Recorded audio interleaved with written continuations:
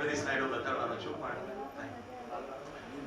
મિત્રો, સંસારમાં આવનાર પ્રત્યેક બાળક સત્યવક્તા, જિજ્ઞાસુ અને ન્યાયનો યાચક હોય છે. આમ છે કે નહીં? જો પ્રત્યેક બાળક સત્યવક્તા, ન્યાયનો યાચક એટલે ઉભયતૃપ્તિ અને જિજ્ઞાસુ હોય છે. પછી આપણે ભેગા થઈ ઘરમાં, નિશાળમાં, સમાજમાં એને કેવો બનાવી દઈએ છે જેવો અત્યારે અહીંયા બેઠેલો.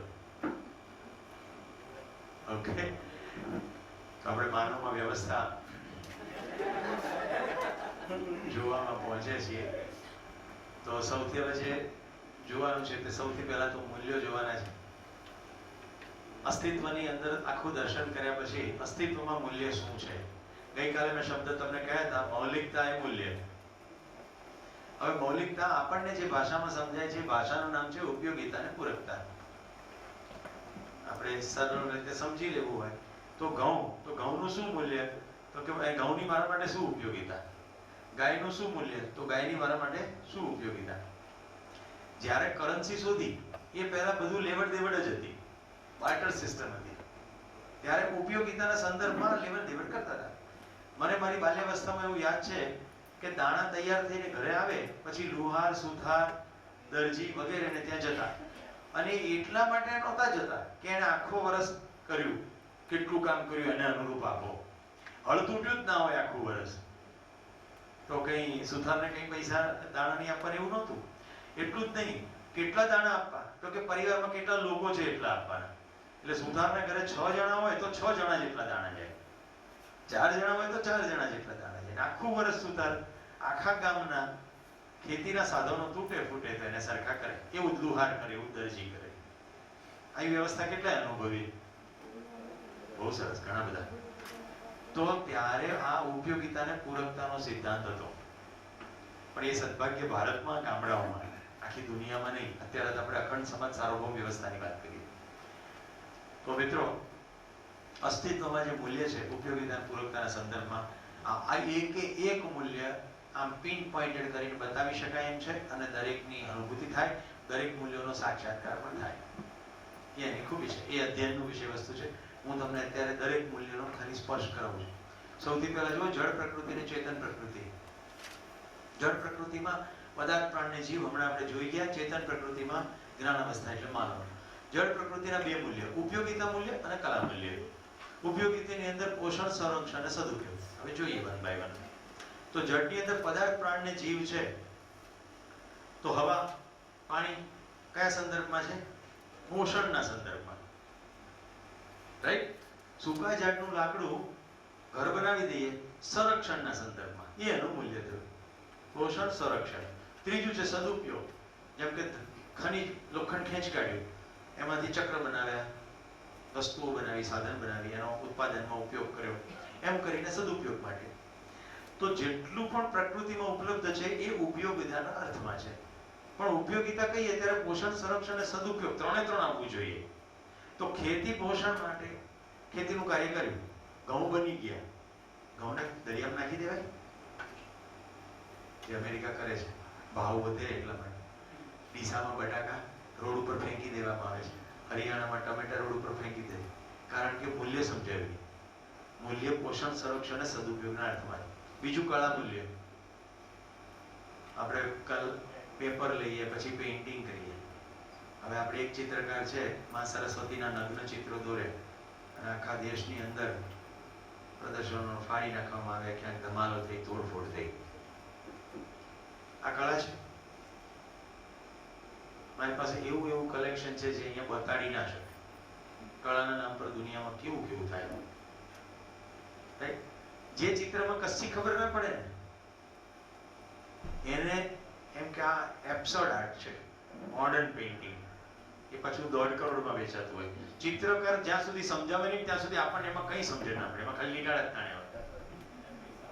હા, તો આપણે ભ્રમને જન્માવીએ છીએ, પછી ભ્રમની પુષ્ટિ કરવાની વ્યવસ્થા ગોઠવી દીધી છે.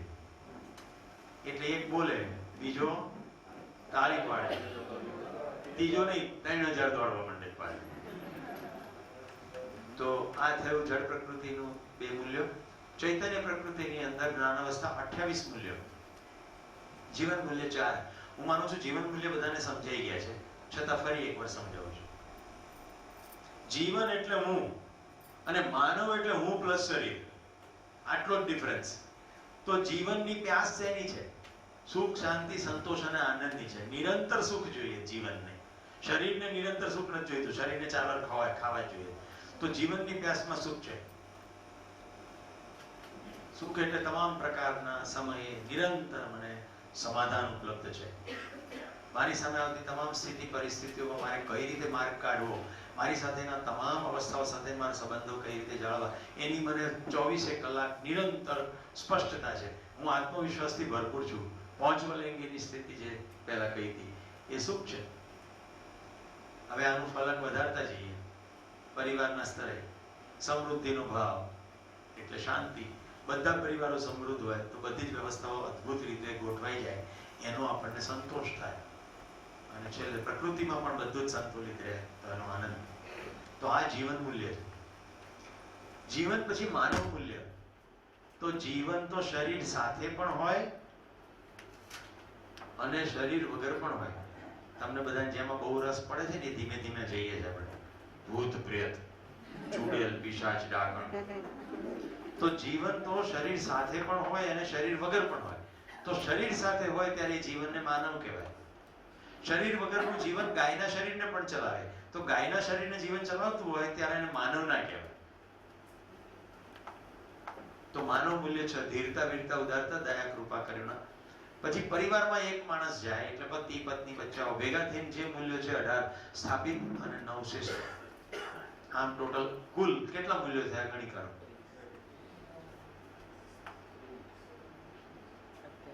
કેટલા મૂલ્યો થયા? 30 મૂલ્યો. 30 મૂલ્યો. એવી જ રીતે મન, વૃત્તિ, ચિત્ત, બુદ્ધિ અને આત્મા એ તમામે તમામની અંદર થતી ક્રિયાઓનું ડિટેલિંગ છે. ઓકે, આપણે એટલા બધામાં નહીં જઈએ, પણ અસ્તિત્વના મૂલ્યોમાં આપણે જીવન મૂલ્ય જોયું છે, માનવ મૂલ્ય જોશું. જે પરિવાર મૂલ્ય 9 છે, લિસ્ટ અહીંયા છે પણ હું તમને ડિટેલમાં બતાડવાનો છું. એક જ સ્લાઇડની અંદર થોડુંક સમજવાની કોશિશ કરીએ. સ્થિતિની અંદર સ્થાપિત મૂલ્ય, ગતિની અંદર શિષ્ટ મૂલ્ય. એટલે જે મૂલ્ય છે એ પ્રવાહિત થવા માંડે, અભિવ્યક્ત થવા માંડે એને શિષ્ટ મૂલ્ય કહેવાય. પહેલું મૂલ્ય છે સ્થાપિતમાં વિશ્વાસ. સ્વયંમાં વિશ્વાસ છે તો બીજા સાથે મારું વર્તન સૌમ્યતા ભર્યું થશે. મારે એની પર હાવી બનવાનું કોશિશ કરવી પડશે નહીં. એવી જ રીતે પ્રત્યેક મૂલ્ય સ્થાપિત છે એ શિષ્ટમાં વ્યક્ત થશે. તો આપણે દરેક મૂલ્ય જોઈશું, સ્થાપિત પણ જોઈશું, શિષ્ટ પણ જોઈશું. ખાલી મિલન બોલી જતો સ્થાપિત મૂલ્ય બધા પાછળના વંચાતા ખબર પડે. સ્થાપિત મૂલ્ય: પહેલું વિશ્વાસ, બીજું સન્માન, ત્રીજું સ્નેહ, ચોથું મમતા, પાંચમું વાત્સલ્ય, છઠ્ઠું કૃતજ્ઞતા, સાતમું ગૌરવ, આઠમું શ્રદ્ધા અને નવમું પ્રેમ. યશાને આપો શિષ્ટ મૂલ્ય વાંચો. પહેલું સૌમ્યતા, બીજું સૌહાર્દ, ત્રીજું નિષ્ઠા, ચોથું ઉદારતા, પાંચમું સહજતા, છઠ્ઠું સૌજન્યતા, સાતમું સરળતા, આઠમું પૂજ્યતા. અનન્ય. ઓકે, તો આ ટોટલ આપણા મૂલ્યો છે. વન બાય વન બધા જોઈએ.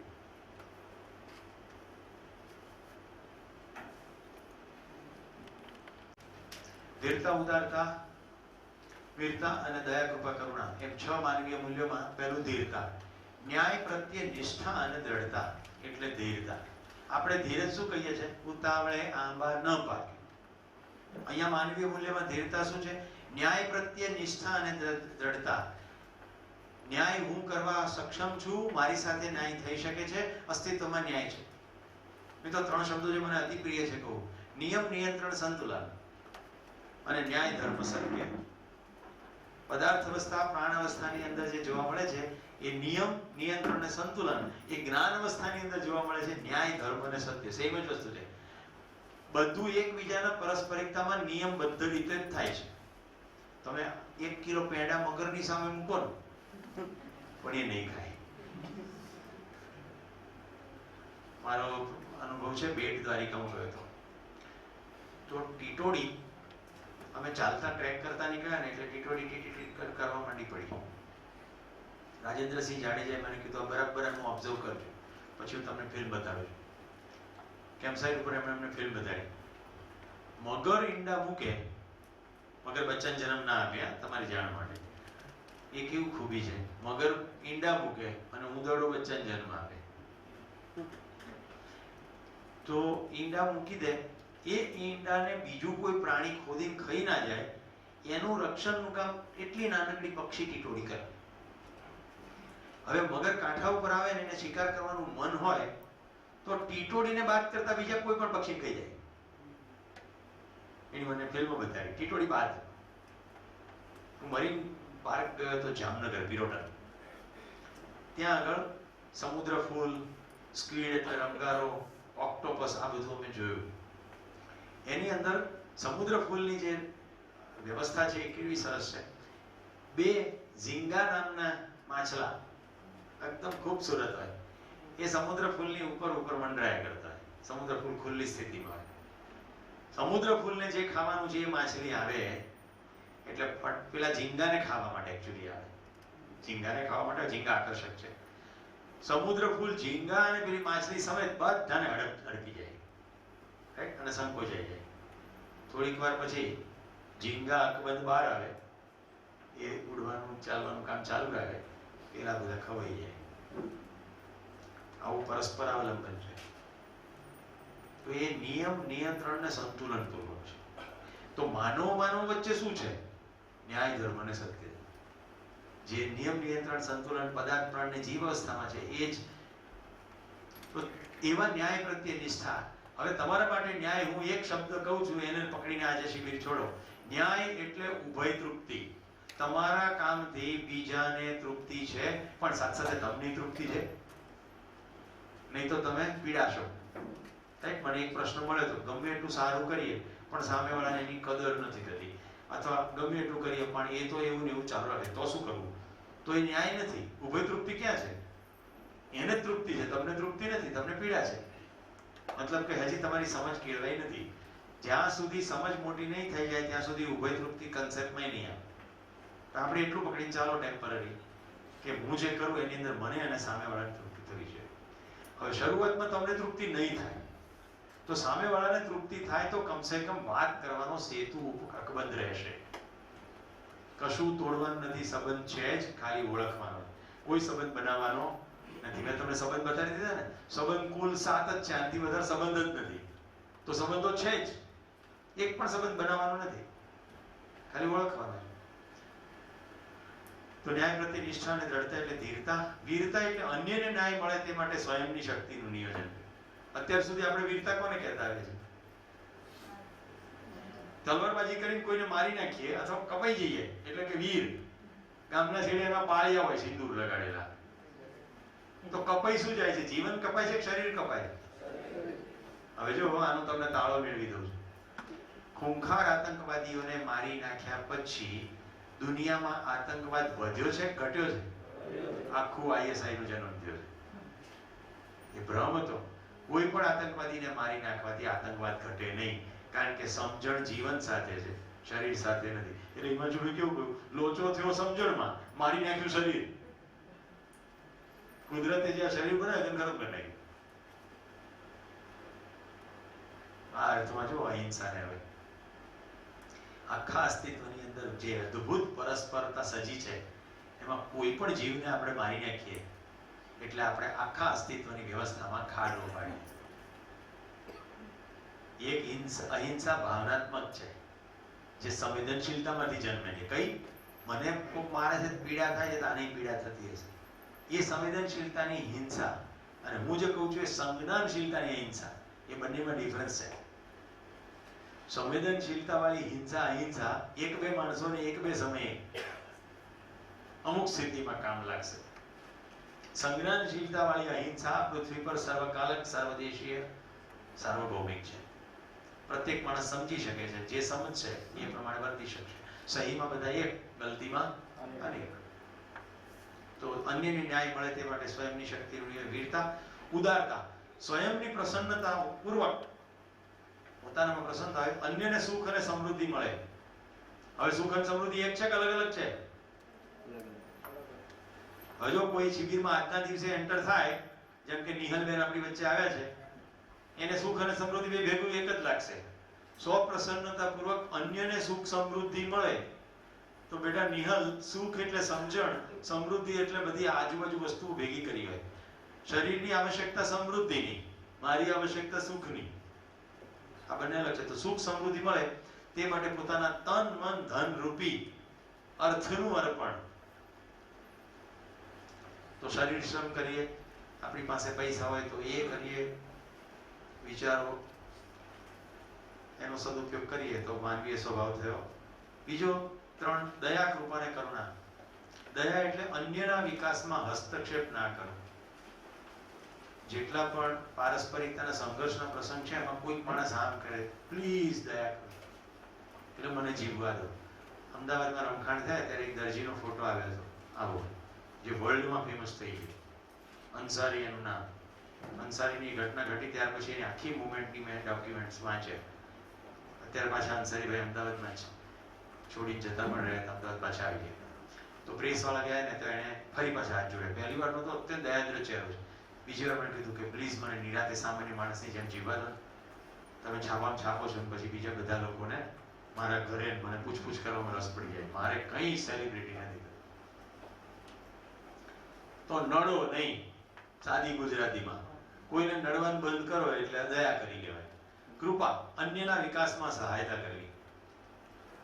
કોઈક વિકાસના રસ્તે ચાલી રહ્યું છે, કોઈકને મદદની જરૂર છે, એને વિકાસ કરવી તો એને કૃપા કહેવાય. હવે દયા અને કૃપાની સંયુક્ત અભિવ્યક્તિ થાય ને એને કરુણા કહેવાય. અન્યને વિકાસ માટે પ્રેરવા, એને ખબર પણ નથી વિકાસ શું છે. 7 હેબિટ્સ ઓફ હાઈલી ઇફેક્ટિવ પીપલમાં 7મી હેબિટ છે શાર્પન ધ સો, પોતાની જાતને સતત વિકાસતા રહેવી. વડોદરામાં જી નારાયણજી નામના એક મેનેજમેન્ટ કન્સલ્ટન્ટ હતા, તેમણે સ્ટીફન કોઈને પત્ર લખ્યો કે ભાઈ માણસ પોતાના લેવલ ઇફેક્ટિવ થઈ જાય, પોતાના આજુબાજુના દાયરામાં બી ઇફેક્ટિવ થઈ જાય, પોતાને સતત તાજો રાખે. પણ પછી શું એવા લોકો માટેનું કે જેને કદી વિકાસ છે એની પણ ખબર નથી પડવાની. એ દાયરામાંથી તમારે વિચારવું જોઈએ. એને નથી ખબર પડતી પણ મન તો પડે છે ને, તો હવે મારી ફરજ થાય છે, મારો ભાઈ છે એની આંગળી પકડીને એને પણ વિકાસના રસ્તે લઈ જવો. એને ગ્રેટનેસ કહેવાય. સ્ટીફનભાઈએ પત્રનો જવાબ તો ના આપ્યો પણ પછી તરત ચોપડી આવી ગઈ, 8th હેબિટ, ગ્રેટનેસ. તો મુદ્દો કહેવાનો એ છે અન્યના વિકાસ માટે પ્રેરવા.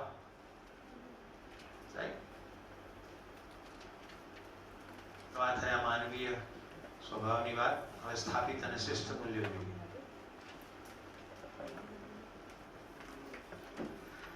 પહેલા તો ક્યાંક ગુજરાતીમાં ક્ષત્રિયો મને માફ કરજો, મારી જાતે જ મેં ટાઈપ કર્યું છે. કયા મૂલ્યનું વહન થાય, જેની પાસે જે હોય તે આપી શકે. હવે અહીંયા જેટલા દુઃખી આત્માઓ મારી આગળ સંબંધના પ્રશ્નો લઈને આવ્યા છે એ બધા દુઃખી લોકો સાંભળો. જેની પાસે જે હોય એ જ વહેંચે ને. હા, લીલાભાઈ મને એમ કે મને જલેબી આપો, પણ મારી પાસે તો પેંડા છે, જલેબી નથી. આપણે કેશાબેનને એમ કહીએ કે બધાને એક રીંગણ આપો તો કે સોરી સાહેબ ડાર્ક કલરની પણ ચોકલેટ છે, રીંગણ તો નથી. જેની પાસે જે હોય તે જ વેચી શકે. તમે જેની પાસેથી પ્રેમની અપેક્ષા રાખો છો એની પાસે પોતાને પ્રેમ નહીં હોય તે ક્યાંથી વેચશે? એટલે પ્રેમ મૂલ્ય નહીં સમજાવે તો ક્યાંથી વેચશે?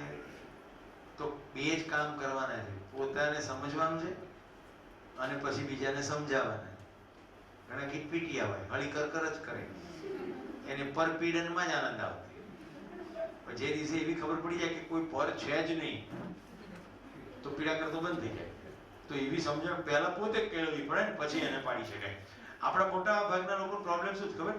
હું તો બધું બરોબર જ છું, આ દુનિયા જ બરાબર નથી. એટલે સૌથી પહેલો ઠેકો લઈ નીકળે દુનિયા સુધારવાનો. એમાં પહેલું કોણ ઝપટાઈ જાય?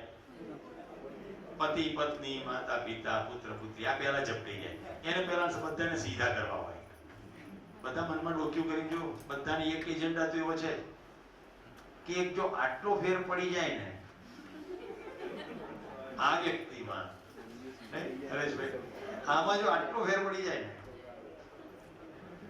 તો મારી જિંદગી સ્વર્ગ જેવી થઈ જાય. પણ ક્યારે આપણે એવું નથી વિચાર કરતા કે મારામાં જો આટલો ફેર પડી જાય ને તો હું સ્વર્ગ બનાવી દઉં. ધરતી પર સ્વર્ગ આપણે ભેગા મળીને બનાવીશું કે મર્યા પછી ફાફા મારીશું? जीना यहाँ मरना यहाँ इसके सिवा जाना कहाँ, स्वर्ग यही नरक यही इसके सिवा जाना कहाँ. હવે આપણે પેલો તો બિચારો મુકેશ ગઈ ગળું ફાડીને જતો રહ્યો.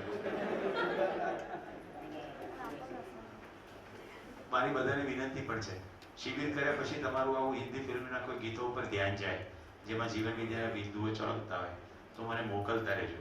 આપણે પેસ્ટ બી કરવું પડશે એમાં, કારણ કે એમાં પાછી લીટીઓ આવી પડશે. જી ચાહે જબ તુમ મુझको આવાજ દો, રાઈટ, હમ થે યહાં હમ થે યહાં વગેરે. એમાં ક્યાંક ક્યાંક કોઈ કડીઓ મેચ ના થતી હોય તો ખ્યાલ આવી ગયો. હાથમાં શકોરું લઈને ભાગવાનું હોય તો રાજા પાસે જવાય, ભિખારી પાસે શકોરું લઈને ઉભા રહેવાથી કશું મળે નહીં. આપણે અધૂરિયા અને બીજા અધૂરિયા, અધૂરિયાની આગળ જઈને માંગીએ, લે હાલ દે બાપ થોડી 1 કિલો પ્રેમ હાલો બાપા.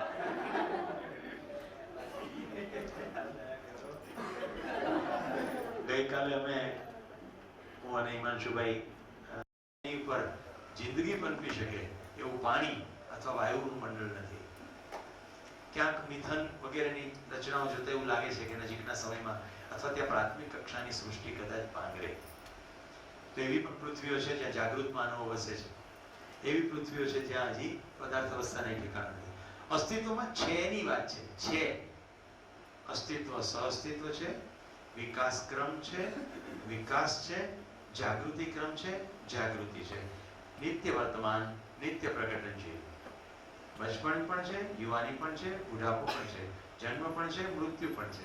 હમણાં આ ક્લાસમાં નથી એનો મતલબ નથી એમ નહીં, એ છે, એ જ્ઞાન ગોચરથી સમજી શકાય. આખું અસ્તિત્વ જ્ઞાન ગોચર છે, આખું અસ્તિત્વ જ્ઞાન ગોચર છે.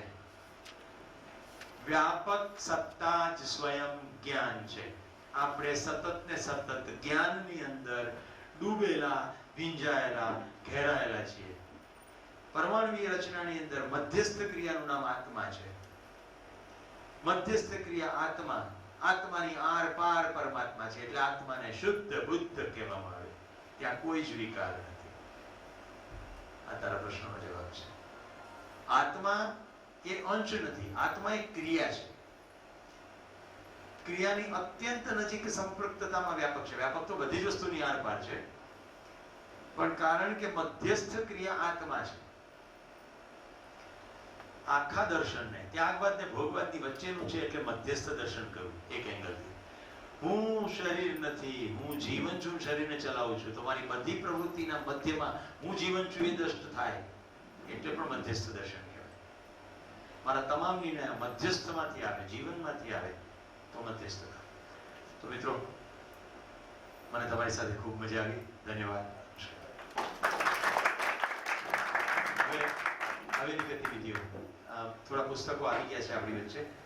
અહીંયા કુલ આમ તો 14-15 પુસ્તકો છે ઉપલબ્ધ, પણ અત્યારે આપણી પાસે વિકલ્પ નામનું એક સાદું બેઝિક પુસ્તક છે. શિબિરમાં પુસ્તક વેચવું હોય એ અભિક્રમ હોતો નથી. મેં કહ્યું અગાઉ તેમ પુરાણી જ્યોતિબેન નામના એક બેન અને એમના પતિ હવઈભાઈ વોલન્ટિયર છે, જાતે પુસ્તકો છપાવે છે, મંગાવીએ તો મોકલી આપે છે, પૈસા માંગતા નથી, પણ છતાંય એનો ખર્ચ જે થાય છે આપવાની વૃત્તિ હોય છે. પુસ્તકની છપાઈથી લઈને પ્રકાશન વિતરણ સુધી ક્યાંય પ્રોફિટેબિલિટી નથી. એટલે તમારી પાસે અહીંયા પુસ્તકો મૂકવામાં આવશે.